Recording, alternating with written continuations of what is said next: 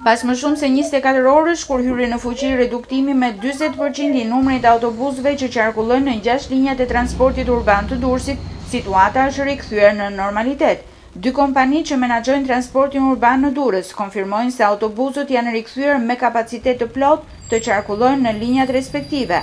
Normalizimi i situatës vjen pas arritjes së dakordësisë mes ministrive dhe operatorëve të transportit publik për subvencionimin e naftës.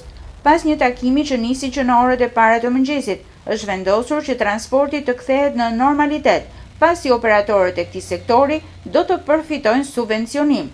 Vlera e subvencionit do të përcaktohet në ditët në vijim. Nga sot do të vazhdojë transporti me kapacitet të plotë se dhe operatorët duan të ofrojnë shërbimin siç duhet për shkak të asaj që u pa këto 2 ditë. Do të kemi një takim tjetër javën që vjen për të diskutuar kërkesat e tjera ekonomike, si TVSH-ja, akciza, kategoritë që udhtojnë falas e të tjerë, bëjnë të ditur operatorët. Mëngjesin e së mërkurës në 6 linjat urbane të qytetit britetar, u konstatuan pritje të gjata qytetarësh që kishin planifikuar të lëviznin me mjetet të transportit urban. Reduktimi me 40% i flotës së autobusëve u reflektua drejt për drejt në lëvizshmërinë e qytetarëve, disa prej të cilëve nuk ishin ende në ndjeni të vendimit të marrë nga shoqata e transporteve urbane të qyteteve.